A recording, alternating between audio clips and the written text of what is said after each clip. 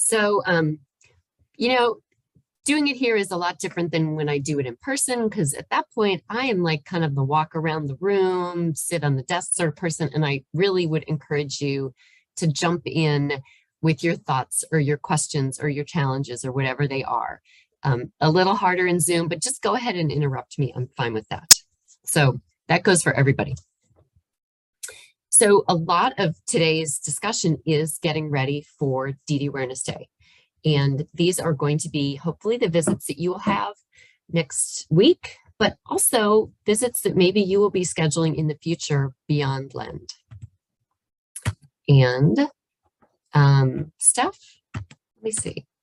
I'm not. There we go. Yep. So specifically, we want to talk about, the whole purpose for today is to help you understand why we do these visits and make you comfortable doing the visits. The reason we do visits at all, both in the context of Lend and for your future endeavors, hopefully you'll be doing some advocacy beyond your time in Lend, is so that you can introduce yourself to your electeds. You can introduce the organization you may belong to or be a part of, or an issue that you really care about. Helpful to develop that relationship before you need it. It's great to already know some of the people in the office of your electeds before you're asking a favor of them. You can be a source of really solid quality information, because that is not always what walks in their door. And certainly you are, you're their constituency. You are the voter in their district, so they need to hear from you. You hire them, you fire them. So a little refresher, the meetings next week are with state government officials. These are not congressmen or members of Congress. These are folks that work in Columbus. Ohio Senate is made up of 33 members. Each Senate district has 3 House districts. So we're hoping that you'll get a meeting with somebody from your Senate office and somebody from your House office. That's our goal. We'll see what happens. So DD Awareness Day is next March. So it's a hybrid event this year. So there will be some folks that are actually going to Columbus. We don't know exactly what this is all going to look like. Really confused a little bit about how these meetings are going to work. If the meetings will be some in person, some virtual, or some combo. We'll just have to wait and see. And again, it's flexible pants. So we always start with meetings in the morning, and there are speakers from 10 to 11. So hopefully you'll be getting on and looking at some of those or listening to those speakers. This year, we're going to hear from the Ohio Director of Developmental Disabilities, Kim Hauk. She's new in that position, probably less than 6 months. And Kevin Flynn is also going to speak. He is the chair of Ohio Silk, and he is a former Cincinnati council member, an attorney, all around good guy. So I'll be interested to hear what Kevin Flynn has to say. He is a disability advocate by way of his life experience, was in a really terrible car accident and uses a wheelchair. And he has been passionate about these issues since then. So the day is going to look like morning presentation from 10 to 11. Then you'll get an email that says when your meetings are. If you have, you should not have a conflict in time of your meetings, but any of that kind of information that you get, you'll get an email that says when your meeting is and who it's with. Send that to me. Okay, just either forward the email or just send me, and I'll put together kind of a big spreadsheet of who is meeting with who and when. And that way, I'll let you all know, you've got this meeting and you've got 6 other people in it, and you'll know who's going to be in it. And that will help you for purposes of organizing what you're going to say. Bear in mind that you might be, if you live out, away from the city a little bit, you might be the only person in your meeting. And so you need to be prepared to present all the information. What we'll do in that case, if possible, is maybe we'll put somebody like a non-Ohioan or somebody who doesn't have another meeting in there with you, just for a little more support and extra practice for them. If you aren't notified in either event, as I said before, just let me know. Also be aware that there may be other folks, non-Len folks in your meeting. Because this is a statewide event, other people from Southwest Ohio may have scheduled meetings with your elected officials. So they might just have one meeting and you're all in it together. And that's fine. You just take turns. Any questions about that end of it? So here is, it's a little corny. These are a bunch of attorneys and lobbyists in DC, and they're going to talk about what an elected visit with your electeds is going to look like on the Hill. It's the same sort of thing as what's going to happen in Columbus and what will happen virtually. So let's watch this and then we'll talk about it afterwards. Hey, Jane, before you hit play, Yep. Make sure you go up to the top and in your toolbar where it says, where your choices come down, there should be one that says share sound. In the more? Oh, probably in the more, yeah.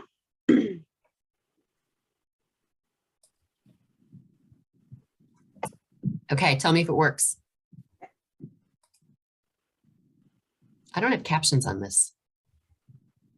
I enabled captions in Zoom. Okay. Hi, I'm Jim Davis. I had the privilege of representing the Tampa Bay area in the United States House of Representatives for 10 years. Hi, I'm Lisa Toffel, and I'm a partner here at Holland and Knight. And I'm Rob Brandner. I'm also a partner here at Holland and Knight. Members of Congress, both in the House of Representatives and in the United States Senate, want to hear from the people that they represent. Visiting your congressional office can be daunting if you're doing it for the first. Oops, sorry. Just trying to turn mine off. Hi, I'm Jim Davis. I had the privilege of representing the Tampa Bay area in the United States House of Representatives for 10 years. Hi, I'm Lisa Toffel, and I'm a partner here at Holland and Knight. And I'm Rob Brandner. I'm also a partner here at Holland and Knight. Members of Congress, both in the House of Representatives and in the United States Senate, want to hear from the people that they represent. Visiting your congressional office can be daunting if you're doing it for the first time. We want to help you understand what to expect when meeting with your elected officials, as well as some tips to make your advocacy as effective as possible. Hi, Congressman. My name is Lisa Toffel, and I'm an EMT, and I provide healthcare services in your district. And do you live in the district? I do, Congressman. Oh, good, I do good. live in the district. Good. Nice to meet you. Nice to meet you. You have a connection to the district. You want to make that initial connection with them. Every member of Congress you meet with wants to know how the issues they are dealing with up here affects folks back home. And you're in a very key position to let them know that powerful connection. There's so many problems right now that are plaguing emergency medical services. A specific example, Congressman, is that our ambulance agency can't afford what's called a 12-lead EKG. It enables us to spot a certain kind of heart attack. And if we can see that heart attack on the ambulance before we get to the hospital, then we can bypass the emergency department and we can take your constituent straight into the cath lab. Tell your story. You have a personal experience. You're devoted to what you do. You want to convey that commitment to the person you're meeting with, and you want them to remember your story because that's what's lasting. That's what they'll be thinking about when they start making decisions after you're gone. Hi, I'm the Congressman's Chief of Staff. Remember, the person who opens the door for you today may be the Chief of Staff tomorrow. These young people often really appreciate being treated with respect. They're eager, they're good listeners. When you're talking to a staff member, it's close to talking to a member of Congress. Most good staffers will report to the member of Congress what you said. They will often offer their own opinion. So remember, you're always trying to persuade the person who's in front of you. Sometimes you'll end up meeting with a member of Congress in a busy hallway with a lot of background noise and distraction. Just stay focused. Tell your story. Get your point across. Make sure they know you care, so they'll care. I'm not sure. What if we just limit your bill to gun accidents? Would it work? Congressman, we treat so many patients with a variety of emergency medical conditions. It is easy for them to get distracted. It is easy for them to be having a bad day. And so you do want to be to the point on your request with them and make sure they get it. The purpose of the field EMS bill is really to help address some of the systemic problems that were identified by the Institute of Medicine. What I've Where are we seen in our frequently AD on is people who come in immediately and hand the paper to the person with whom they're meeting. I generally advise against that because what you will frequently see is the person you're meeting with will then start reading the paper, at which point they are no longer listening to you. The most important thing in a congressional meeting is to make sure you make your ask. We really are hopeful that you will co-sponsor H.R. 123, the field EMS legislation. It may be to sign a letter, it may be to co-sponsor a bill, it may be to attend a briefing event, it may be to invite them to something in the district. These members of Congress and their staff are extremely busy, and ultimately what they want to know is what can they do to help. And so at the end of a meeting, you always want to make sure it is very clear to them specifically what you're asking them to do. We're hopeful that you'll take a hard look at that field EMS bill. And The second thing around that, connected to the ask, is to get out of there with a follow-up step. How can I follow up with you on that? Can I call you next week to check in on it? Send you an email, some sort of mechanism by which they know you're going to come back again. You want to be a squeaky wheel, but not a screeching wheel. But persistence is very important on Capitol Hill just because they are so busy. And it's very important when you do your follow-up communication to thank them for their time and their interest in whatever issue it is that you're bringing to them. It is critical to these members of Congress to understand how decisions they're making in Washington are affecting the folks they represent at home. You're in a unique position to connect those dots with the member of Congress or their staff. Don't miss that opportunity. So in summary, some key things to remember before you come to Capitol Hill. Remember to bring business cards. Bring any local information that tells your story. Wear professional clothing and wear comfortable shoes. Turn that cell phone off before you come in. Be ready to be flexible with scheduling changes and location changes of all kinds. Be clear, be concise. Expect to stay within 15 minutes on your message and get your specific request out there, your ask. Talk from the heart. Talk from your experience. Don't forget to follow up with a thank you note, with an email, with some form of communication, and make sure that you have a mechanism by which they've agreed to let you follow up with them on your request. Don't use industry jargon. Do help them understand your profession and the issue that you're raising. Don't get frustrated if it's not going well.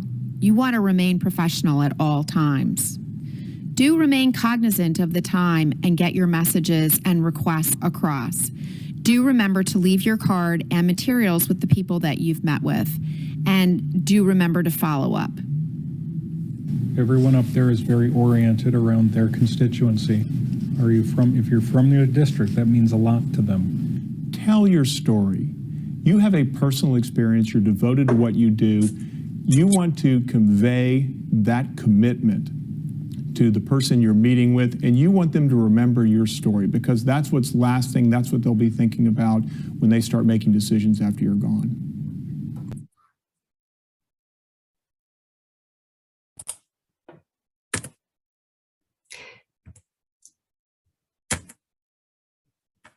Oh, let me get out of that. Okay, Steph. It's not going beyond. We need to just, we're not seeing your screen right now. You Or are? I'm not, at least. It quit. So just stop share and then reshare your slides. How about new share? Can I do that? Or- Yeah. Mhm. There we go. Yep. That's- From current, oh, well, it doesn't matter. There we go. Okay, there we go. Now we're seeing Right. it. So, I mean, a lot of what they said is really exactly what happens and how it happens. DC is a lot like Columbus in that respect. Really important to treat staff members with respect. You may be meeting with a staff member who is straight out of college, has no background in your issue at all. Likely anybody you meet is going to have no background in your issue or in your area of expertise. And they may not ask any questions, which is always a little awkward because, you keep talking and they just kind of are a little glazed. But that's all right. If you can ask them questions to engage them, go for it. The big difference between what you heard in that YouTube and what we're doing is about the make your ask. We are not making an ask. We are educating.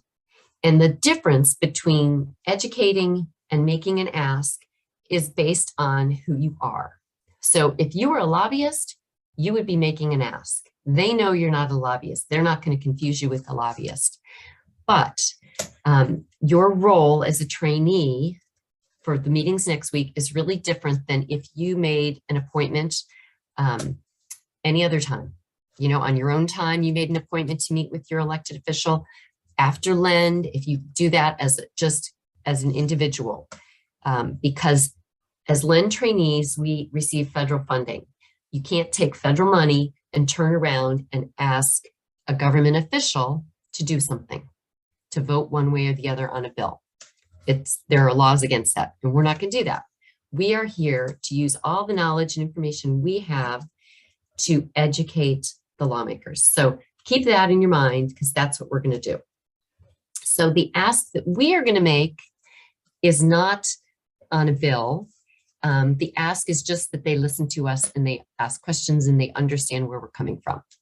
So really clear. Anybody have any questions about that distinction? And how that might look going forward when you're not a part of Lend. As a professional, after Lend, you can go ahead and you can go and request a meeting and say, I am, I'm a nurse, I'm a psychologist, certainly okay to talk about your background. And I just want to let you know this is an important bill. That's fine. But I want to just make really clear what our role is as Lend trainees. So any legislative meeting, you're going to prepare for it the way you would for any meeting. You're going to get some background about who you're meeting with. So I'm hoping that most of you did your homework and looked into who your legislators are. You could have gone to their .gov website, and that will tell you their background. It will tell you what committees they're on. It'll tell you some of the bills that they sponsor. If you went to the .com website, you would see a different picture. So the .com website is basically their campaign website. They always include information if you want to contribute money. They will frequently include their endorsements. So it's really helpful to go look at their .com website. That will tell you a lot more about the person. The endorsements of an elected official who is proudly endorsed by the NRA and Ohio Right to Life is really different than a legislator who is endorsed by PETA and ACLU, to pick some extreme differences. So you understand what we're talking about there. It's just good to know who you're meeting with. These meetings next week are scheduled by the event organizer, but if you want to schedule a meeting on your own, go to the .gov website, and every one of the legislators has a contact link, and just request a meeting through the contact link. When you're going in person, it's really nice to leave something. So a handout. If I was going just as an individual talking about my daughter's needs, I might have a handout about my daughter and what those needs might be. What we're going to do for our virtual meetings is we will follow up with the Lend infographic, and you'll see that, and we'll talk about that when we're doing our mock visits today. So I encourage you to practice the presentation out loud. I know that always feels weird, but it's a big difference saying it out loud versus reading it. And I will say that these virtual meetings are so much more relaxing because you can have your notes all over the place. It's easier than an actual meeting. Maybe not as fun because you're not in the State House, but it'll still be good. If you're in a group, it's important that you coordinate your talking points. You need to each have already decided who's going to say what and in what order you're going to do. And we're going to practice that today in our mock visits. You're going to coordinate who says what and when. During the meeting, I know you'll all be professional, you'll dress professionally. What you're going to do in this meeting or any other meeting is provide an introduction, who you are, what your organization does. You're going to talk about the issues, you're going to educate, and you're going to be thorough, allow time for questions, and you're going to follow up like they said in the video.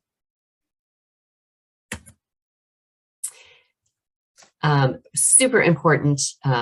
You heard her mention, don't use industry terms, don't use technical terms, acronyms.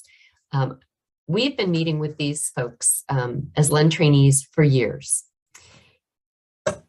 You could poll every single one of them and none of them would know what LEND stands for. Say it slowly, very clearly, explain every term that you can, help them out, right? Most of the young staffers that we may meet with, there's a lot of turnover. So we may not see anybody that we have seen before. So we're educating all the way from the beginning. When we do meet with the electeds, and there's really no way to know who we're going to get, whether we're going to get a staffer or the elected, they forget from one year to the other who LEND is. So be really clear about what we do. And that's where your elevator pitch is going to be really important. There will be no discussion of politics in these meetings. It's not appropriate. They're not supposed to do it in their governmental offices, and they all know that, and you won't do that. If you're asked anything that you don't know the answer to, don't guess. Get back to them after you've talked to one of us and gotten a correct answer. And always you want to provide future assistance. So the reason it's important for us to educate is because you all know more than they do about a lot of these issues. And we would love to be the resource that when a bill comes up that is disability related, that they reach out to us. So, you know, really a lot of what we're doing and the reasons we meet is to lay the groundwork for the future. So your elevator pitch. Terms like interdisciplinary and family-centered care are going to get zero response from these folks. They're not going to question you as you say those things, but they also are probably not going to understand or relate to those terms. So explain them, right? You may have a full half hour. You'll have time to explain what it is that you do and why LEND is important. You know, there's a reason why we have these meetings, and it's not just to go and tell them what LEND is. They don't care. You need to explain to them why they should care, why LEND is an important resource for them to know about. All their constituents are from Southwest Ohio, and LEND is a resource for all of them, right? They can send, if they've got, you know, family members that come to them with an issue that could relate to LEND, like they should be able to remember, oh, you know, I think there's something over at Children's Hospital. And that's why, you know, you have explained what LEND is and why it's a resource. So you're going to have the opportunity to introduce yourself and your credentials. And I can't stress enough how important it is to really explain what your credentials mean. So just saying that you're a LEND, you're a genetics trainee isn't going to mean anything to them. Explain what that means. This is your chance. You know, it's not name dropping. It is like education dropping. Explain what you do, that you are going to have your master's this spring. Brag a little bit because that gives you extra cred, right? They're going to listen to you a little more carefully when they know how qualified you all are.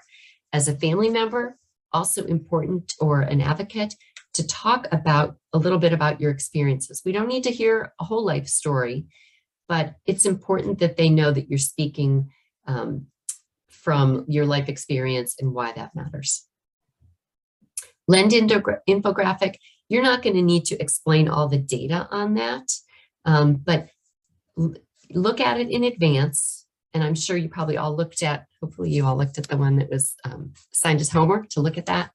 And point out a couple of the issues on it, right? Point to some of the things that you think are most important about that. Use the infographic, share it digitally before your meeting, use it in your meeting. That's what it's there for.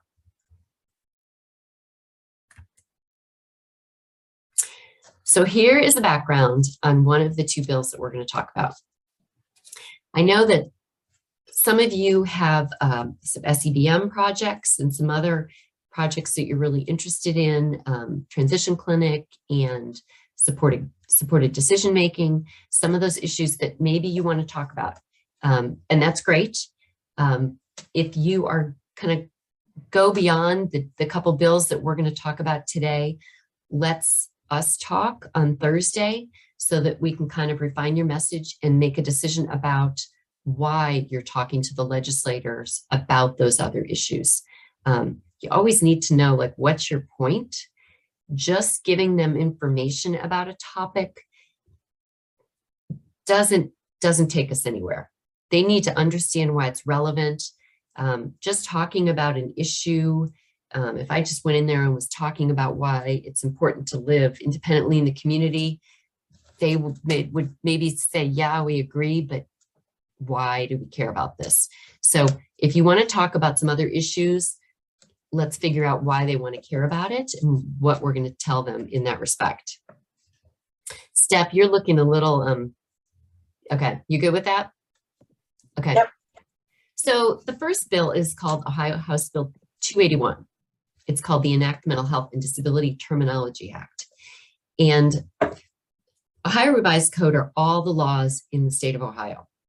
And they weren't all made at the same time. They were kind of made piecemeal. So as each General Assembly occurs and lawmakers get a bill that's passed into law, that goes into the Ohio Revised Code.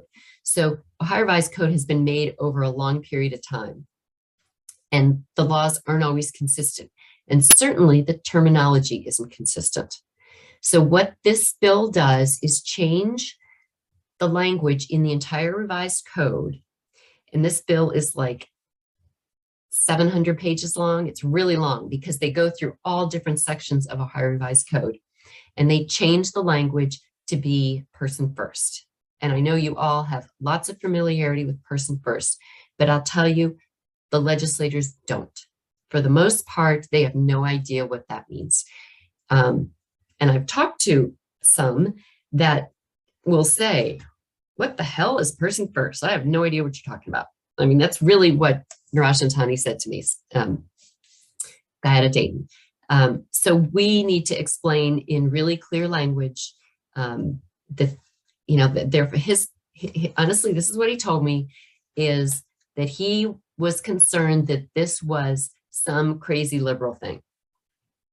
So like, that's where we're starting from. And be aware that both the Ohio Senate and the House has a supermajority of Republicans. So that's neither here nor there, and who knows what person first language is, but think about you're starting from zero knowledge with this language. So some of the examples in this bill would be to change the word handicapped with disability, suffers from or afflicted with a disease, changes to has a disease. At one point, there is language in the Ohio Revised Code right now that talks about the usefulness and the productiveness of a person, and that changes to social and economic participation. Defect changes to disability. Handicap parking will be accessible parking. Special equipment changes to accessible equipment. There are references to, there's a reference to crippled children, which changes to children with disabilities. There's a reference to confined to a wheelchair, which changes to using a wheelchair. So all kinds of examples like that. So you don't need to go through all those examples. Once they hear about this bill, they can look it up because they're all cited in the bill analysis. But those are some of the examples that you can use in explaining person first language. So this bill started in the House and it passed with the 93-1 vote. The reason it was 93, not 98-1, those representatives were absent that day. For whatever reason, they didn't vote, right? So once it passed out of the House, it went to the Senate.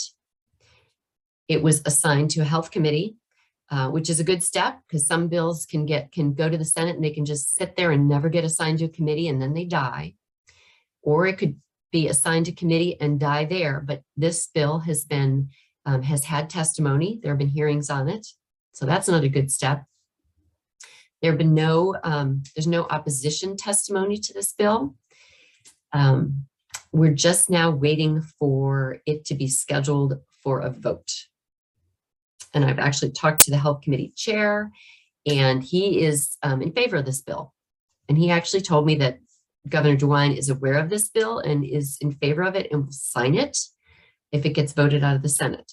So this actually has a chance to pass as a result of everything that advocates and you do during these meetings. So that's exciting.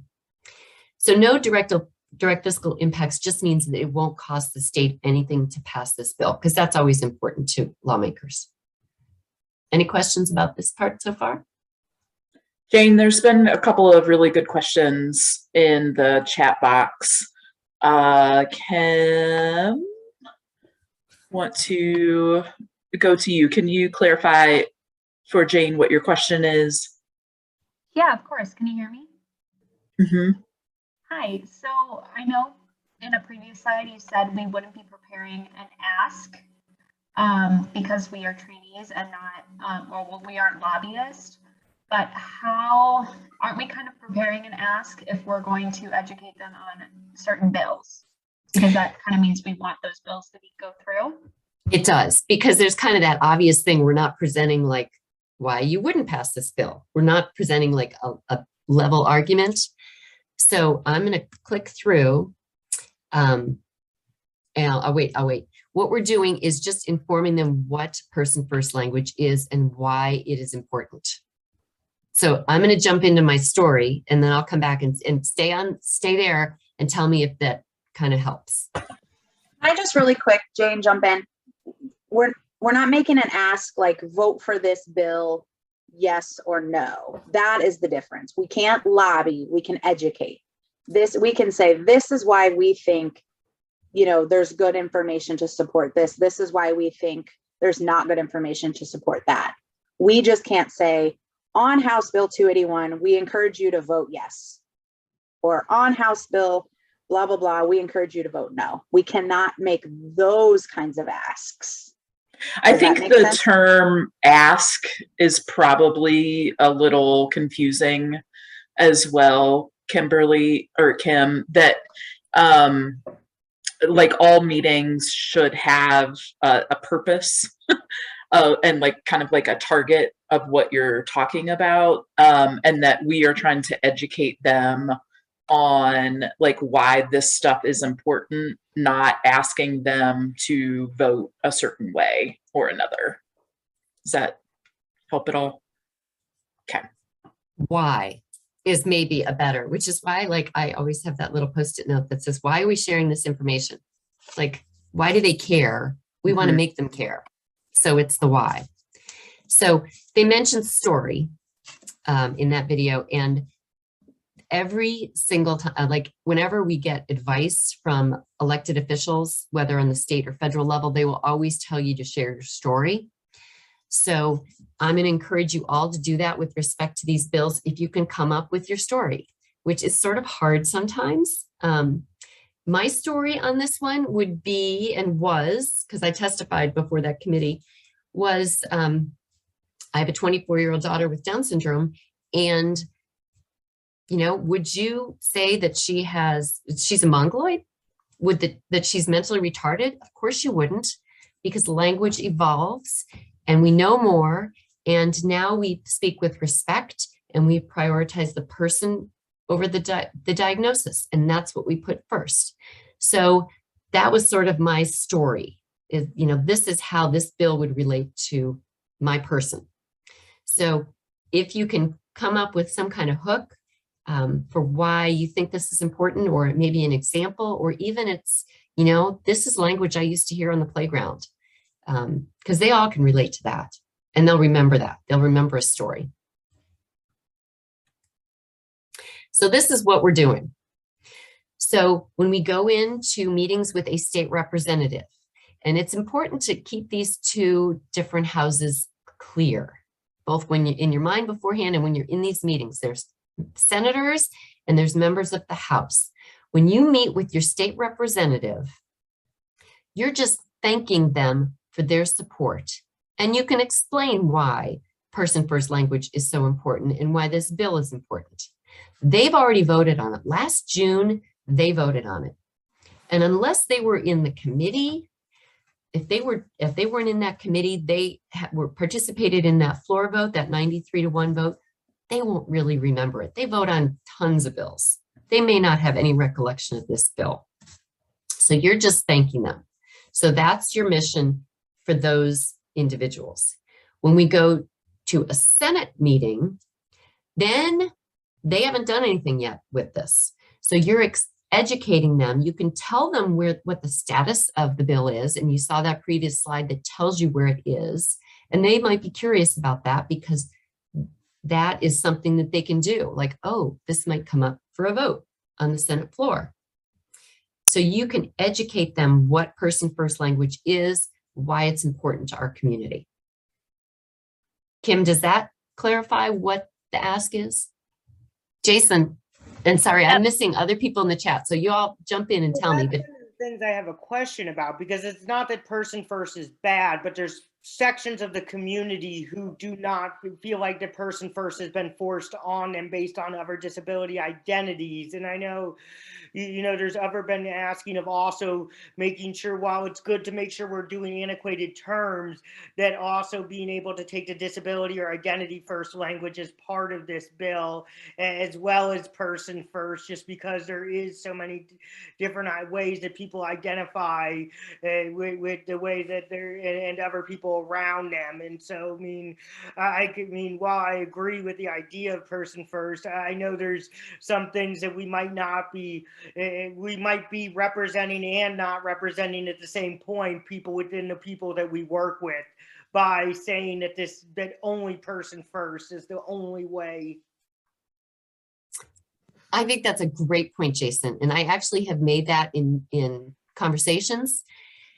I think the distinction that I would make is, so when you're passing legislation, there's kind of the phrase that you don't want to make perfect be the enemy of good enough, right? So getting rid of some of this really, really bad language is good, right? So we can all agree on that. Is this bill perfect? It's not. It also does not. Go ahead. No, go ahead, Steph. I was just going to say the other thing, Jason, is just because on this slide it says discuss, explain person first language doesn't mean that you can't explain. Yeah. Some terms are actually preferred as identity first. Mm-hmm. They're not going to know what person first or identity first means. No, and that's fair. And I know that perfect right? not be. But we want to get rid of the really outdated terms. No, that's true. But for some people, person first is seen as an outdated term that is, Sure. especially within the community, and that it has been felt to be forced on by some. And we know that because we're far deep into this. Yeah. These people are lawyers and I know. people And have the no discussion disability behind knowledge the room. whatsoever. So I think it's completely fine for you to explain. Okay. We really support evolution of language, especially that's respectful of people with disabilities. We encourage you to, understand how language continues to evolve. And we actually not only support people's, preferences for person first or identity first language, but let me tell you a little bit more about some of those examples. That's fair. Right? So you can go into that. I think the other big piece of this that kind of this would seem right like it's a not that big of a deal, right? But language matters, so it is a big deal. But number two, to Jason's point, when we start having mixed messages within the disability community, which happens all the time, we immediately turn off legislators and they don't want anything to do with us. And they're like, fine, we won't change it then, right? They will literally just shut it down. And this has happened, especially in the autism community, because there's so much infighting. Mm-hmm. And it's not just disagreement, it's bashing of each other. Well, some of that's about positionality of who's exactly. at stake and yes. some of that too, because. But those people that are in the federal level and at the state level, they don't care. They don't see the nuances, right? So we honestly have to educate in some of the most basic No, Wait. I agree about that, but I think before we have this, because this is a preparation session, that is good to be on our end Yep. to be able to Prepared talk for about what, how can we handle that? Yep. And that there is, so that, you know, I mean, not that somebody couldn't say the person first is, but there is other perspectives, because it especially, I think, is some of the division is between people who have the identities themselves sometimes and people who are around, and some of it, now there's complexities even within that, but some of the sort of infighting goes within a big historiography of how disability movements have worked. And Jason, you know, to your point, there are no terms in this bill. There's no place in like Ohio Revised Code that changes the phrase like a person with autism. That is never, no disability specific terms are changed here. So and really this isn't quite person first language, because mostly what they're getting rid of is terms like imbecile, crippled. There's not phrases with disability. Like they do take away, they don't say, they change alcoholic to person with alcoholism. They take away mentally ill to person with mental illness. So I think when you look through all these examples, you'll find that it is No, person first. I looked through the examples because I did the Yeah. comments for LAD for it, and I've even with those I made some different suggestions on some of those. I mean, it is open it to it in some ways, and I think I think there would be major agreement on taking away the terms themselves. I think where the complexity comes and working and understanding the nuances of the community is what is next for that. Yeah, and these folks are never going And to do they're- that. They're not there yet. And No. that's Although what I I was will- going to say to Jane. Can you go back to the previous slide real quick? Or sorry, maybe, yeah, this one. Because I think there's a piece of it too that is like the terminology is what this is focused on, of how folks that are not in the disability field can talk about disability, and maybe not as much about like actual like interaction and engagement with the community. I feel like that's like the next step that you're referring to, Jason, which this is like, let's get rid of the really bad stuff that we can all agree on. Well, but we agree on it now. At some point, that was considered the right terminology based on what Exactly. But people first and identity first is not consensus yet. Like there's preferences. But I mean, some of that wasn't when it became consensus. It was decided by people without a disability, and I think there's just questions about how we make sure, because none of it is ever 100% been consensus, even with those terms, but we weren't around in those. But there are ways that it keeps changing, and I get what you're saying. It's just being mindful of some of the other conversations while not making it complicated for legislators, us to be able to think about how we're doing it, because even though they're not dealing with it directly, some of the ways that we think, even with like different collections about like how to call it, instead of mental illness, a mental health condition, because illness is something that is seen as acute and has to be completely fixed and doesn't go within some of that, has something ways that different, and that will affect even just the way that we say something, and that finite of language carries stigma, even if you don't, it carries baggage, even if you never meet with that person. Actually, it usually carries more when you never meet with those people. Yeah. I'm not trying to be complicated. And I'm going to throw in that one of the subcommittee or the committee members actually asked, will we be changing this language in the future? And my response was probably, because things will change. But I had a long conversation with one of the senators about this bill, and he agreed with everything except he did not want to lose the term alcoholic, because he said his father was an alcoholic, and he said that's not a person with alcoholism, that's an alcoholic. So like, this is who we're dealing with, is people that can have really strong opinions. And he says he's going to make an amendment to change this bill, as presumably to keep that and let everything else go. So our goal is to educate on generally why these are good changes. So good so far? Any other comments on the chat that, because I can see there's a bunch that I haven't gone through? Angel asked a long time ago, are we going to talk about Lend and both bills? And I said, yes, we're going to try. So Yes, yes.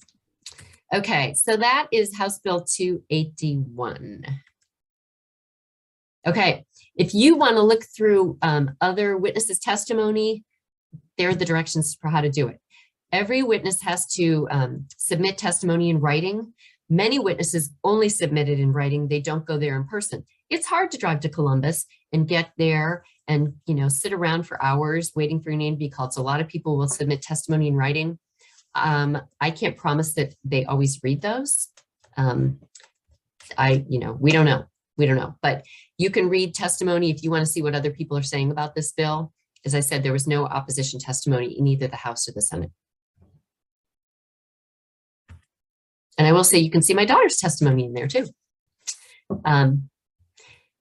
And now I would love to hear. Yeah.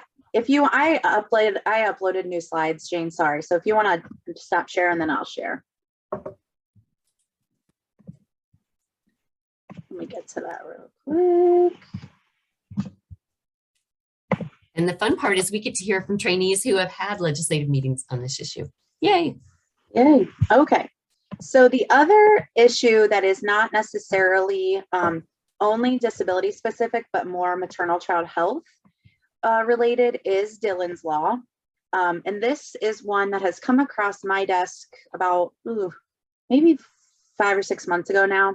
So Dillon was I think a 5-year-old boy who died tragically in the care of his birth mother and father, who had substance use disorder. His foster mother, Andrea Tackett, is kind of the driving force behind the just bringing this bill to life. She advocated for legislation that would promote removal of children from their parents immediately after a child is determined to have been prenatally exposed to substances. Then within the bill, there's requirements for a birth parent to regain custody, which includes inpatient rehabilitation, completion of a statewide home study, parenting classes, things of that nature, and so on and so forth. Jane was able to find us the bill in current draft.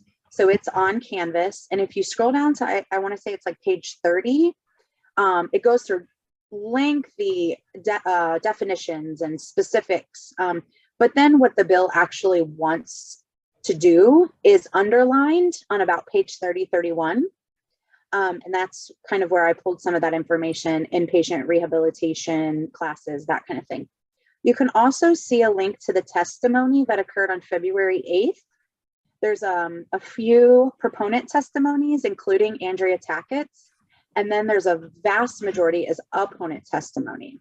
So the proponents support a bill that really just encourages putting more children into the foster care system to protect them from parents who have substance use disorders, or really the language they use is much harsher: drug addicts, alcoholics, those kinds of things that we just talked about. The opponents recognize the negative downstream effects, both on the systems like the foster care system, as well as the long-term impacts on child development of separating mothers and children, fathers and children, and then the impacts on the adults with opioid use disorder or substance use disorder. And simply, in a lot of cases, the point is there is no inpatient rehabilitation in certain parts of our state. So how can we make that a requirement for families to regain custody of their kids when it's just not an option? It doesn't exist. So these are the kind of the talking points that I came up with, and I've loved. Shannon and Angel were able to join us last week on a meeting with the state senator who is the sponsor of this bill. And I don't want anyone to feel like they have to say anything about this bill that they don't themselves believe in. Because if you feel like children that are prenatally exposed should be removed from their parents, that is your prerogative. But rather, we could use this as an opportunity to educate and explain about the importance of understanding the impact of ACEs on child development, those limited treatment options throughout our state. And really our foster care system and our child welfare system is in a state of crisis. And it's been in a state of crisis since the pandemic, probably before the pandemic, but it was stretched even more thin during the pandemic, especially when we were on a stay-at-home order. And we know that kids were experiencing abuse and it wasn't being reported because they weren't going to school. Sharing an example or story if you can, and this is where Shannon or Angel or anybody else who is interested in this work, we can maybe craft messages, pull from your experiences with families, pull from your own lived experience, but really just educate the state legislator about why it's important to the maternal and child health of Ohio parents and children. We could choose to mention the status of the bill. You know, there was testimony invited early in February. There was a large number of opponent testimonies submitted in writing. You can even talk through that list of, you know, that there's developmental disability county boards that are in opposition. There's drug abuse and addiction treatment facilities that are in opposition. You can kind of go through some of those things and craft your message.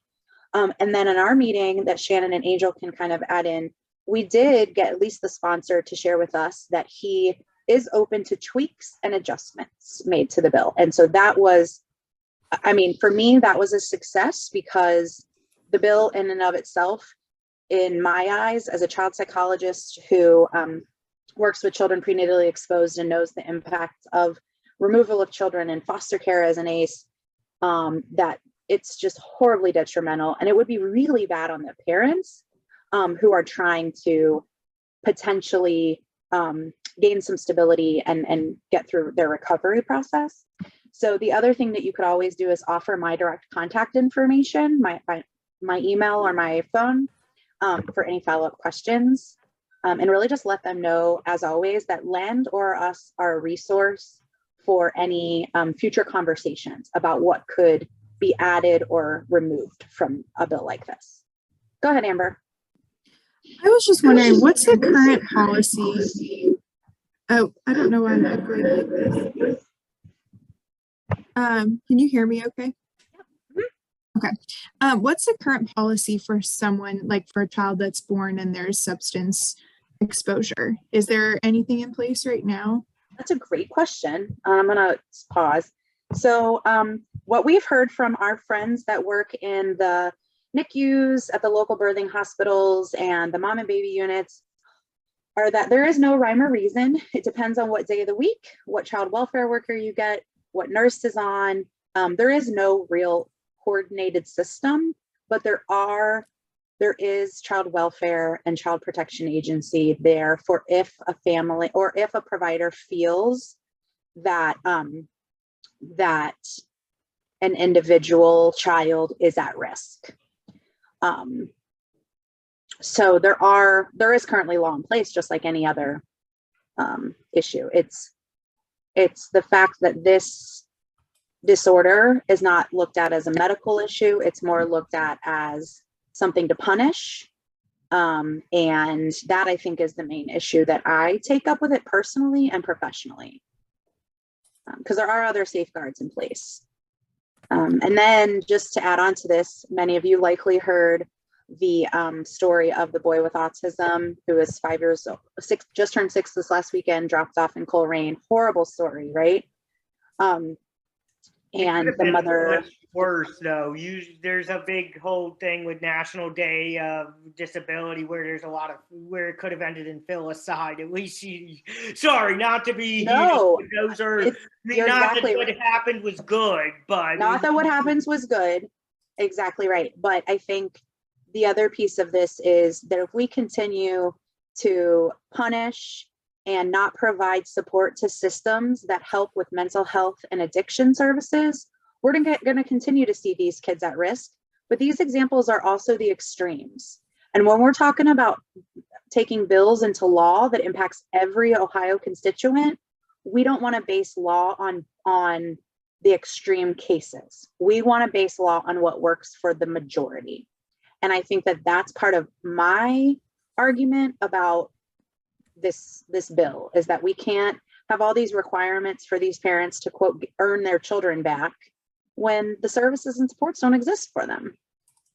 And it's really looking at them, you really read into it, it's looking at these parents as, you know, evil and monsters, and that, you know, they don't deserve their children, and really, you know, I when will it boils say, down, yeah, go ahead. there's also been a movement with a lot of the NICUs and nurseries throughout the country of trying to do this family-centered, child-centered care for the abstinence children.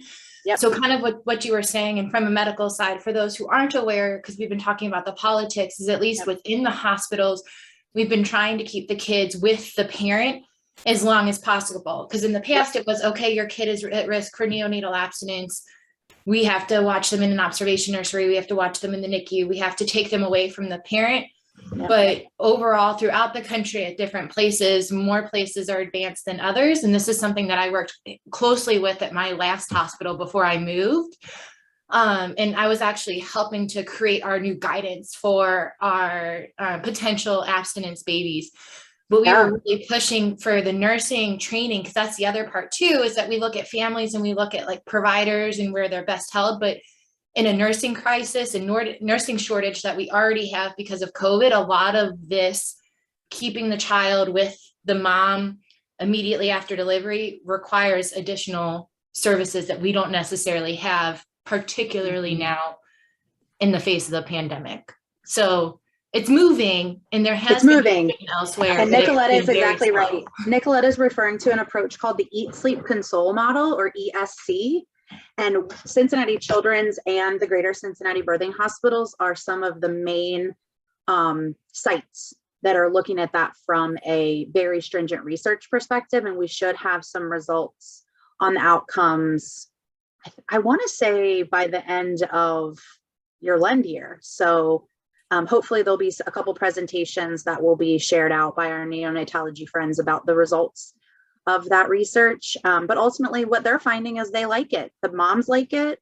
The moms that Angel and I have worked with that are in recovery, they have said, sometimes the nurse is like the wild card, and sometimes they're amazing and they're supportive, and sometimes I'm terrified of them because they're going to just come and take my baby away. So a little bit of a rabbit hole, but we also, I can put on the Canvas, the after the visit thank you email that we wrote to Senator Johnson about Dillon's Law, so you can have an example. Shannon or Angel, did you have additional thoughts that you wanted to share with the large group before we, I mean, obviously you guys are going to have this information to share with your small groups, but anything you want to share with the large group about this piece of legislation?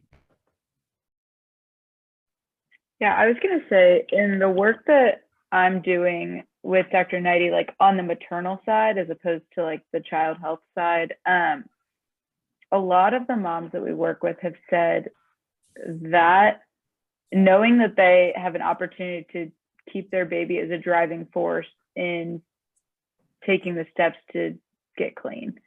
And I feel like this bill especially ignores maternal health completely in an effort to protect child health, and so we are kind of losing sight of the fact that mothers can make different decisions when they have something to work toward. And I think we've seen that with a lot of our moms, of the things that they're clinging to in the face of like getting treatment is the ability to be a healthy mom for their child, to get to do what they want to do with their baby and to get to take care of them. And I feel like when we talk about like what are facilitators in your treatment process, a lot of it is having health professionals that trust them enough to be able to take care of their child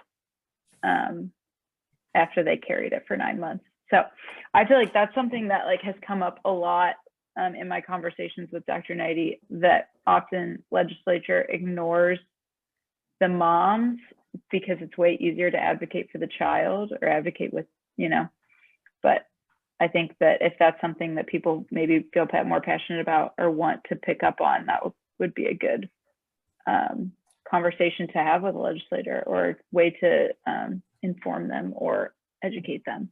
So That's a great idea, Angel. So I'm going to move along a little bit. After the visit, make sure you send a thank you email and carbon copy me or copy me on that, just so we have some continuity. My screen's not going through. We are going to, Click on your slides again, like actually left click. there we go. So do this, send me the information when you get those. We're going to skip through advocacy alerts because we don't have time. I want to make sure you have opportunity to, yeah, we'll skip that. So what we're going to do now, and we have abbreviated time, you're going to go into breakout groups. What we're going to do is we're going to do mock visits. So in your small group, you're going to decide who's going to say what. Introduce yourself, lend elevator speech, and discussion of those two bills. Everybody needs to have a speaking role. We're going to do one, you're going to have prep time. We're going to do one visit, mock legislative visit. You'll be put into breakout groups. You'll have a few minutes for the mock legislator to kind of debrief and tell you, you know, how great you did. And then you're going to use that feedback and you're going to do another mock legislative visit. And then we'll have a chance to debrief all together. Well, Steph, I is finished that putting you, yep, when I finish putting you in small groups, what questions do you have? How big will our groups be? Well, today they're going to be 4 to 5. Next week they could We don't be- know. Depends Unsure. on where you live. It depends on where you live and how many other trainees live in that district. And if there are other people that are not from Lynn that also have requested meetings. Mhm. Could be one, we- could be 10. Do we know, like, if we're in these meetings with other people that are coming in with a different agenda than what we have, are we just kind of fighting for turns. time, fighting for the opportunity to speak? Yeah. You know, there'll be like a meeting with, you know, any kind of big group meeting and everybody will, you know, people introduce themselves and then they'll say their piece or you'll say your piece first and you'll just kind of take turns. Okay.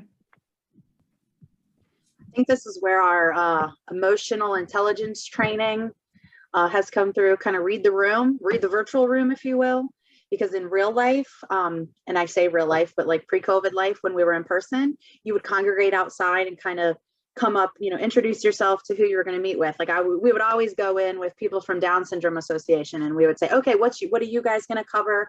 What are we going to cover? Blah blah blah. Jason, you just made me laugh. We know that's not true. Pat, Okay. go ahead. You had a question. Steph, we're running out of time. I know, but we got questions. Yeah. I have a question. How do we address the representative and the senator? Madam Representative, Mr. Just senator or representative. Representative Kelly, good to meet you, representative is all you need to say. Good to meet you, senator. Thank you for the meeting, senator. Thank you for the meeting, representative. And then the aides, if you meet with a staff member, you can call them by their first name. Yep. Good question though. Yep. All right, I'm going to open the rooms. We'll pop in and out. Then we'll give you 10 minutes. 10 minutes to get your Not half an hour. your pitches ready, and then we will pop in your legislator. We'll give you a heads up when the mock legislators are coming through. Let me know if you don't get your invitation to your breakout room.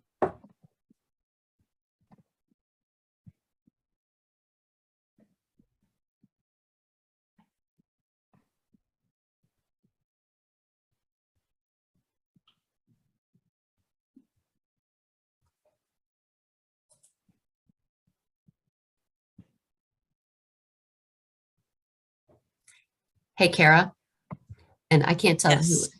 who. So rather than having a half an hour to prep for these mock visits like we usually would, they are having 5 minutes Okay. because we had a lot of bill discussion. Okay. Amanda, So- Lauren, and Leanne, if you guys could go into your breakout rooms. Did you? I didn't get an Yeah. invitation. Yeah, I didn't get one. I wasn't sure what us Len Light trainees were supposed to do, honestly. The same as everybody else. Just Okay. practice. I know you guys won't be there next week, but still you guys do a lot of advocacy around genetic counseling and billing and things like that. So just take this experience and put it towards the work that you guys will eventually do in your advocacy journey. So when you go to breakout rooms at the bottom, it doesn't give you an, let me try to assign you. Let's see. Oh, now I got one. Okay.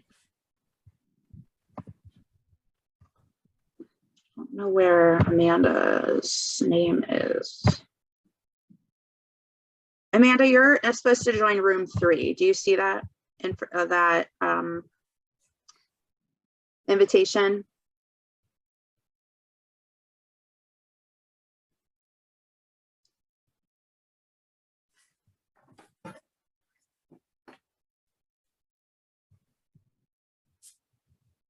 She was about to get kicked out of the meeting.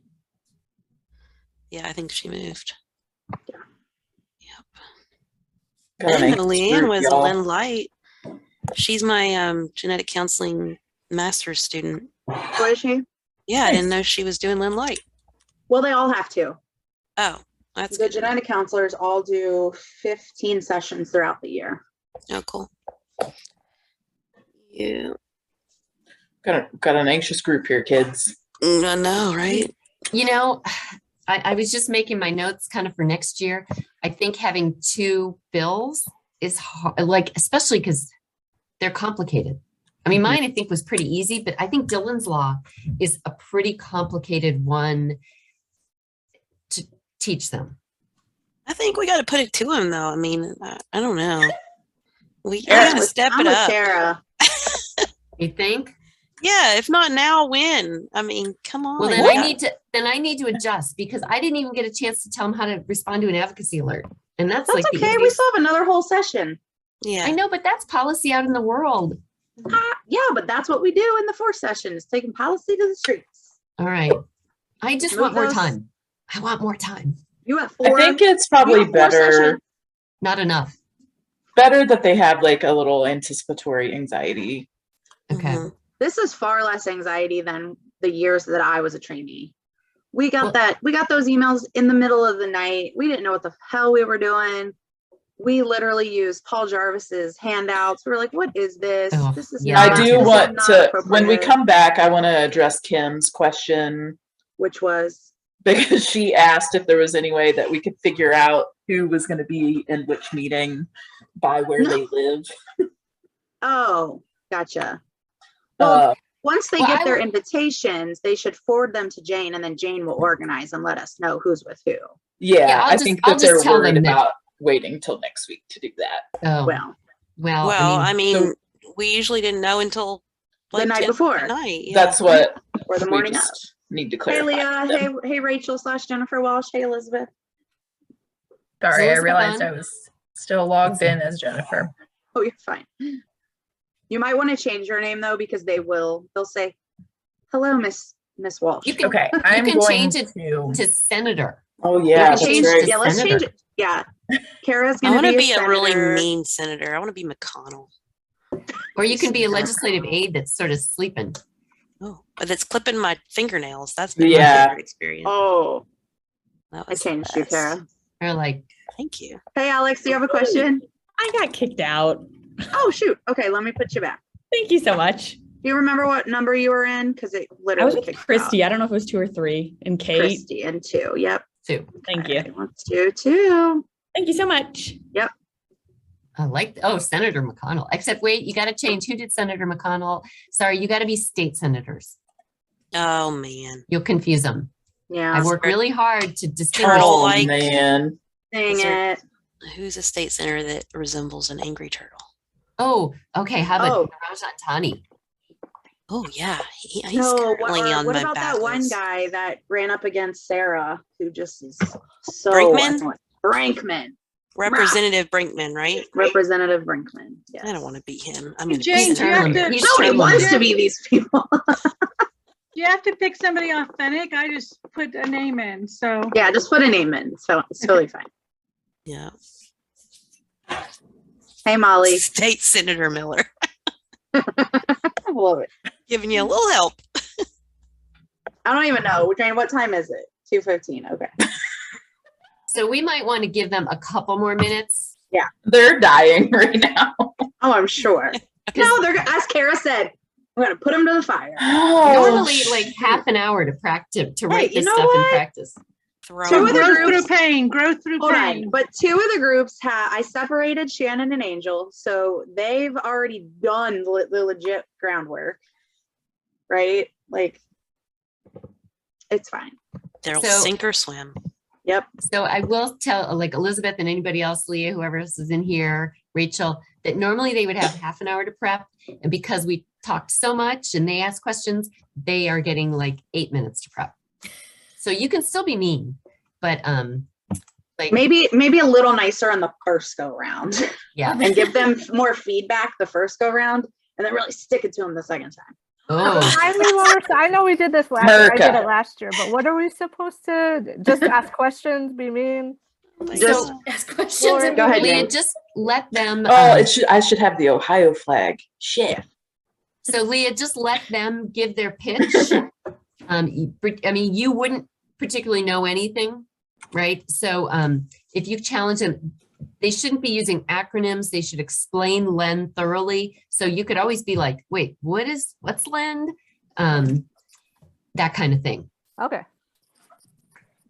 The other thing too is to just give them like little bits of feedback, like, you know, speak slower or make sure that we can understand everybody and everybody gets a chance to describe, you know, what they're doing, or Explaining terms that like interdisciplinary, yeah, terms that we would understand that the layman wouldn't.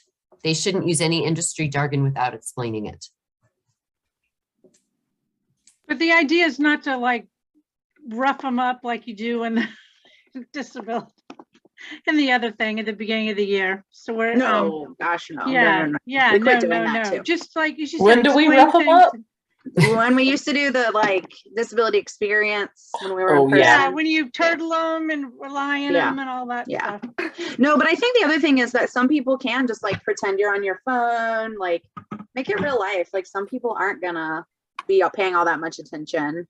And then- Maybe, yeah. Give them props if they engage, if they ask you questions, and you know, that's, you know, credit for them. Okay. And I'm gonna make it even more annoying and I'm just gonna like pop in and out and just be there like a fly on the wall. They're gonna love Are you that. going to do the same to me? Yeah. Are you going to? Okay. Yeah. So you're not a representative, Steph? No, we got this, what, 1, 2, 3, 4, 5, 6 of you so that Jane and I could pop in and out and I could work the breakout rooms since we don't have an admin anymore. But I'm an admin hat. So we stay in our room and then they switch, or no? Or I'm gonna move you guys. No, I'm Okay, gonna move you that's guys. easier. They're gonna stay in their room. Yeah, I'm not moving 4 people. I'll move 1. You'll get two different groups. Okay, that's good. Will And we get so one time- of the, will we get one Go of ahead. those, like sometimes you get like a little warning sign that says like you have 1 minute in your room, like in your breakout room before it breaks apart. I can do Will that. We know that. I'll do a broadcast. Yeah, that's helpful. How at many that minutes, point- Jane, are they gonna each have? Well, we're kind of running out of time, so maybe give them 8 minutes to present, and then 2 minutes to. 2 minutes. Okay. So when you get That's that good. warning, if you've got 2 minutes That's worth the of wrap up feedback, to give them feedback. Okay. Thank you. Yeah.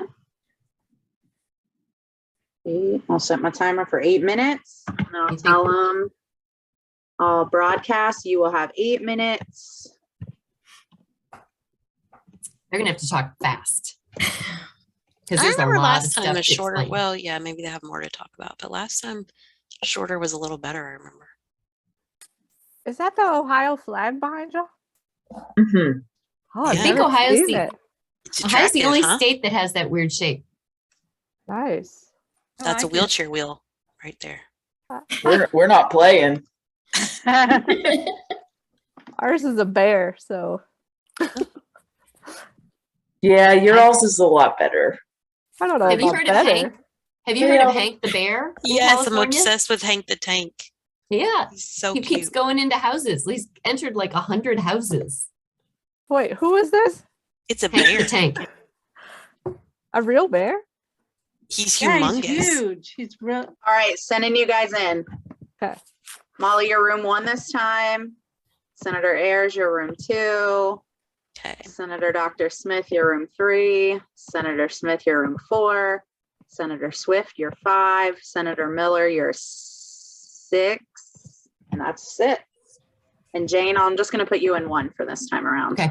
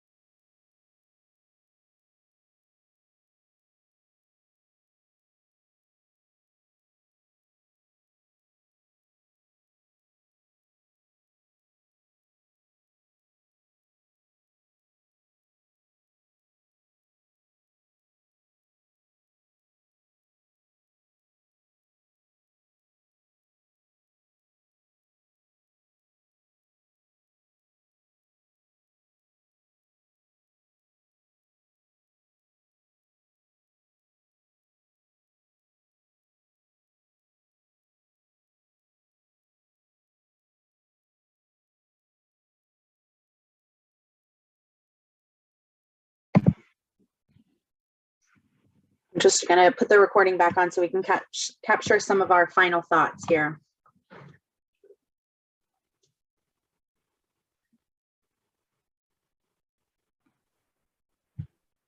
Hey, quick poll real quick in the Not chat all back box. yet. We're not all back yet. Okay, One more group. get them back. Get them back. Get them back. They'll be coming back in a second. 3, 2, 1. There they go. Okay, everybody, quick poll on a scale of 1 to 5. How anxious are you? Write it in the chat or hold up fingers. Wait. Oh. What's the Scale of 1 to 5. But what's the low and what's the high? 1 is not anxious, 5 is very anxious. Okay, because sometimes they do it opposite. I just want to make sure. Okay, I see some high. I see lots of fingers. Yep, Elodie is about to crawl out of her skin. Fingers.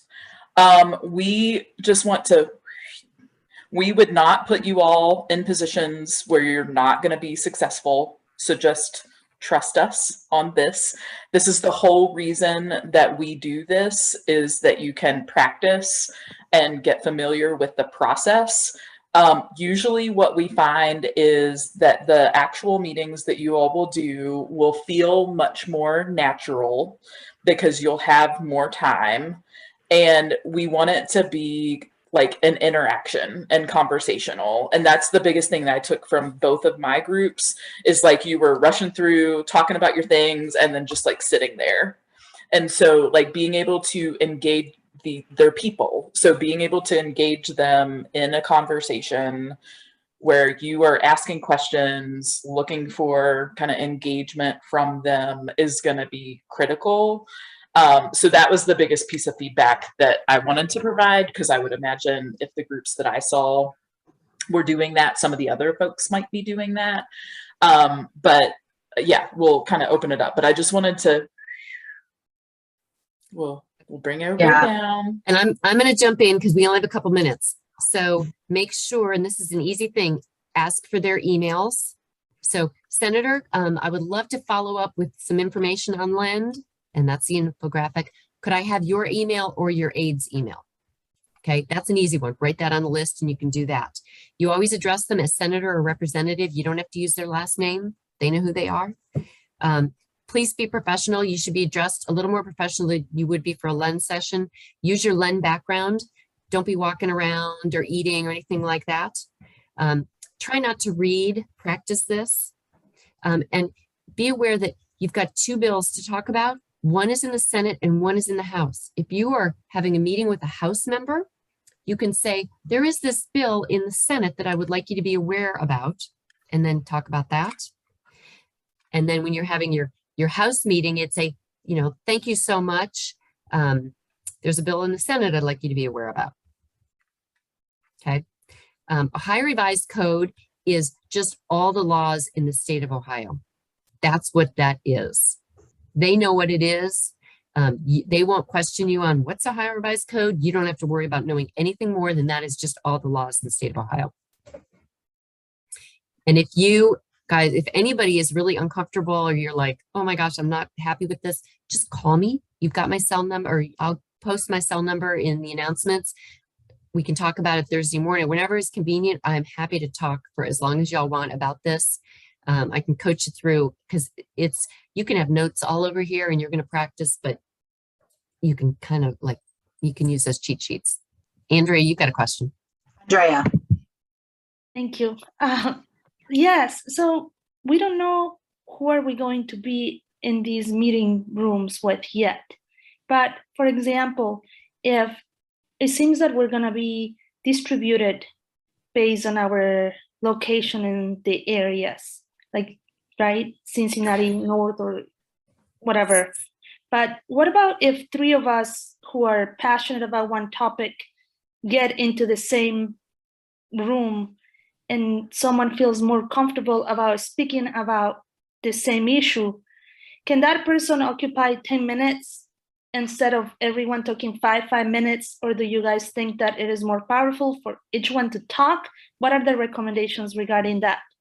So if that's the case, just make sure that everybody in your room has something to contribute to the conversation so that somebody's not sitting there silently. If you have one person who's much more articulate on the issue, go for it. That's okay. But then let the other person maybe talk about Lend or share their personal story. So I'm going to send you guys information about who's in what meeting. As soon as you send it to me, I'll aggregate it and send it out. And then it's your responsibility to meet with those other people that you know in that group, other Lend trainees, and talk about who's going to say what in your meeting, right? So you're just going to have to check your emails frequently. And as soon as you all send it to me, I'll send it back. It is based on where you live. So there's going to be a lot of people that are going to be with, Bridget Kelly and, Cedric Denson and people that live like Clifton area. You guys are going to be, there's going to be a lot in your meeting. People that live Batavia or Far West Side, there'll be fewer in your meetings. Thank you. I just have a quick question about like how, so I'm not like from Ohio. I'm not registered to vote in Ohio, but obviously I live here. Like, is that address fine to use for this purposes? Okay. And if you use that address when you registered for the day, that's the meeting they'll put you in. You don't have to tell them you're not registered to vote. Cool. You live here. You serve this population. You're still their constituent. It feels really overwhelming today. Go ahead. What's the earliest that we'll be notified so that we can get it to you? We have no Whenever idea. They send it to you. It would have been great if we had it today. It could be 2 days before. Oh. It could be So the that's night why I'd before. say- When I was a Lend trainee, we got emailed in the middle of the night before. So I'm going to suggest that you all look at those links that are on Canvas so that you kind of have information on this. And I think that Dillon's Law is a little harder to talk about. So, Steph, what's the short, and maybe you can just post this if we don't have time. but We'll the post it. And I think the other thing is that there's plenty of documents that you guys just didn't have a chance to get through. So there's stuff on there already. Those links in Canvas from today, we'll put in Canvas for next week. We will put the whole link to what the Ohio Revised Code is. The Ohio Revised Code is just every single Ohio law. So as a psychologist, I have to abide by Ohio Revised Code as a license holder in the state of Ohio, right? Anything and everything that is a law in Ohio goes into Ohio Revised Code. That's all it means, is the collection of Ohio laws. Other questions that come up, please email Jane so she can compile them and we can make sure that we answer those in the Canvas site for next week. The other thing that we'll do is we will offer a kind of Wednesday morning touch base from 9 to 10 on Zoom before the program starts. So we'll have like a Zoom open house kind of thing where I will be there, Jane will be there, Jen will be there, Carol will probably be there. Carol, you're not presenting this year, right? So you can be there. So we can just kind of talk about it, and that will hopefully we'll have all of the materials and assignments and groupings and all of that by then. It feels like we're running around with our, yeah, if you talk to each other before that, great. And if you want to talk to me before that, yeah, then I'm happy to. Same. Thank you guys for a great discussion. Sorry that we didn't have enough time and you guys basically had to do something in the third of the amount of time that you will have to do next week, but it's good practice. And it's okay if you're anxious today. You'll do a great job. You're just anxious because you're conscientious and you want to do a good job. They may not even ask you a single question. They might just be like, okay, thank you. So this could be a really low stress, and ask them, what questions do you have? Try to engage them because you'll be more comfortable with this conversation. They don't expect you to be the expert on any of these bills. Bear that in mind. They're not looking to you to know everything about this bill. Right. So don't worry about that. Well, I think though, awesome, Jane, I'll just say that though, I would think they'd be respectful of the fact that you're so closely woven and knowledgeable about the bills. And so you'll have that on your side. And it is scary. I know when I've stood up in front of them, not in this type of forum, but even like in a giant hall at Northern, it is very intimidating, but they're just like me and you, and they're not anything magical or on a huge pedestal. So as much as you can feel comfortable about the experience, I wish you well, and I think everyone will do great. Well, thank you guys. And I think we have team 2 that meets today.